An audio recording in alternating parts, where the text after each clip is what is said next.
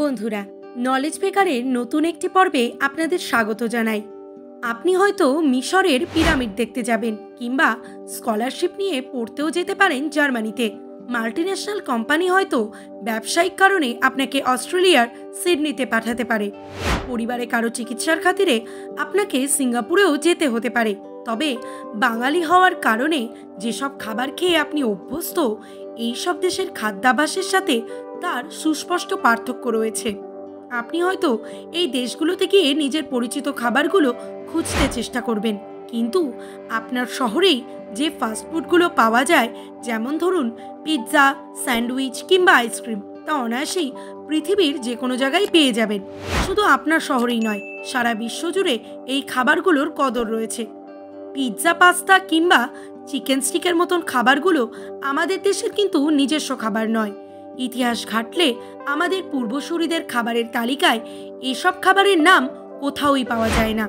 রেস্তোরাঁয় পিৎজার টুকরো খেতে খেতে কখনো কি ভেবে দেখেছেন কোথা থেকে আসলো এই খাবারগুলো? আর আমাদের দেশে এদের তুমুল জনপ্রিয়তা লাভই বা করলো কিভাবে, কিংবা কিভাবে এই খাবারগুলো সীমানার কাঁটাতার পেরিয়ে আন্তর্জাতিকভাবে গ্রহণযোগ্যতা অর্জন করতে পারলো? সমস্ত প্রশ্নের উত্তর দেব নলেজ বেকারের আজকের ভিডিওতে। তো বন্ধুরা, দেরি না করে শুরু করা যাক নলেজ বেকারের আজকের পর্ব। তবে শুরু করার আগে বলবো, আপনারা যদি এই চ্যানেলে নতুন দর্শক হয়ে থাকেন, তাহলে অবশ্যই চ্যানেলটিকে সাবস্ক্রাইব করে পাশের বেল নোটিফিকেশনটিকে অন করে দেবেন।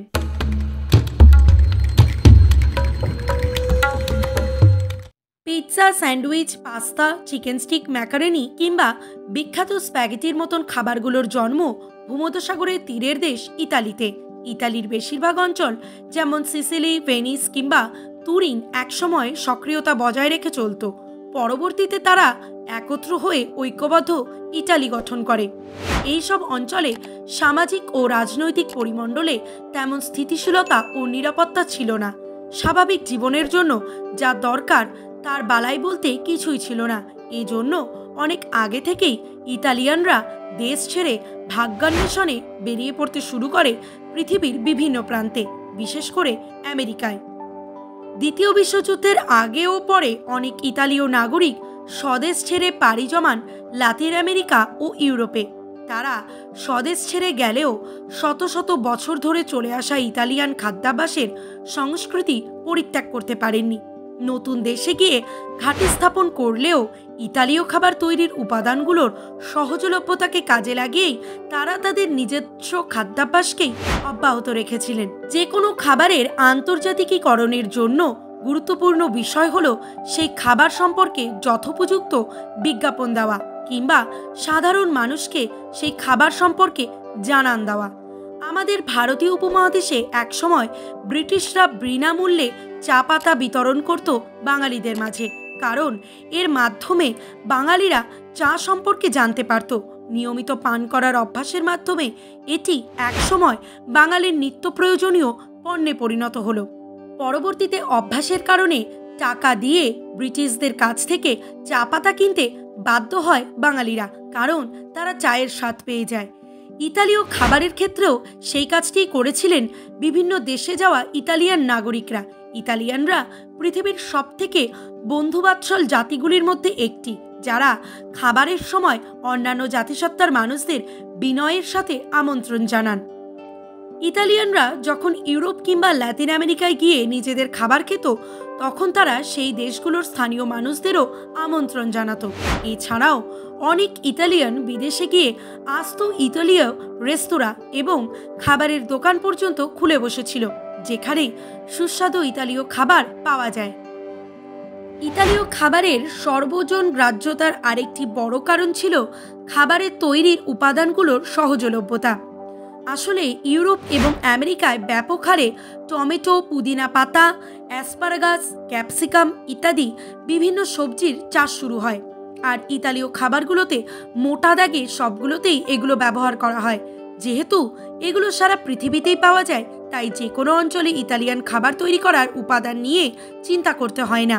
এটাও ইতালীয় খাবারের বিশ্বজয়ের আরও একটি বড় কারণ। বন্ধুরা, ইতালীয় খাবারের স্বাদ এতটাই চমৎকার যে সব অঞ্চলের মানুষকেই এই খাবার কিন্তু প্রচুর পরিমাণে আকৃষ্ট করে। বর্তমানে চীনা খাবার কিংবা থাই খাবারেরও আন্তর্জাতিকীকরণ ঘটেছে। বাংলাদেশের ভালো রেস্তোরাঁগুলোতে খোঁজ করলেই এই সব পাওয়া যাবে, কিংবা ভারতবর্ষেও বর্তমানে এই রেস্তোরাঁগুলোতে বেশিরভাগই ইটালীয় কুইজিনের খাবার পাওয়া যায়। কিন্তু পিৎজা কিংবা পাস্তার মতন ইতালীয় খাবার যে পরিমাণে বিক্রয় হয় তার তুলনায় এসব খাবারের বিক্রয়ের পরিমাণ অত্যন্ত নগণ্য। এক্ষেত্রে দামও একটি বিষয়। ইতালীয় খাবারগুলি এমন সব উপাদান দিয়ে তৈরি যেগুলো অল্প খরচেই পেয়ে যাওয়া সম্ভব।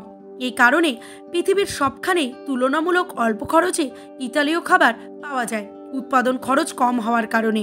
ইতালীয় খাবারের অভিযোজনের ক্ষেত্রে জাপানের কথা কখনোই অস্বীকার করা যায় না। জাপান তার নিজস্ব খাবারের মৌলিক সংস্কৃতি থাকলেও সে দেশে ইতালীয় খাবার তুমুল জনপ্রিয়। জাপানিরা ইতালীয় খাবারের বিবর্তন ঘটিয়ে নিজেদের মতন করে ইতালীয় খাবারের সংস্কৃতিকে এগিয়ে নিয়ে গিয়েছে। যেমন ইতালীয় পাস্তার বিবর্তন ঘটিয়ে জাপানে ওয়াফু নামক পাস্তা ও তাদের নিজস্ব ফ্লেভারের ইয়োজুকুসু সসেজ এখন খুবই জনপ্রিয়। আসল কথা, একটি খাবারের আন্তর্জাতিকীকরণের কিংবা বিশ্বজয়ের ক্ষেত্রে যাই বলা যাক না কেন, তা করতে হলে অনেকগুলি শর্ত পূরণ করতে হয়। ইতালীয় খাবারগুলি সব ক্ষেত্রেই তার শর্ত পূরণ করতে সফল হয়েছে। ভারতীয় খাবার, চীনা খাবার কিংবা হালের থাই ফুড জনপ্রিয়তা হয়েছে বিশ্বজুড়ে, তবে তা ইতালিয়ান খাবারের কাছে নস্যি মাত্র। ইতালীয় রেস্তোরাঁগুলোতে তুলনামূলক কম দামে উচ্চমানের সুস্বাদু খাবার পাওয়া যায়, যেখানে ভারতীয় কিংবা চীনা খাবারের ক্ষেত্রে দামের সামঞ্জস্যতা থাকলেও তা স্বাদে প্রত্যাশানুযায়ী থাকে না। আবার স্বাদ নিশ্চিত করতে গেলে দাম আবার অত্যাধিক বেড়ে যায়। ইতালীয় খাবারে যে জয় জয়কার দেখেছে পুরো বিশ্ব, এটি হয়তো সামনেও অব্যাহত থাকবে। বন্ধুরা, আজকের ভিডিওটি এই পর্যন্ত।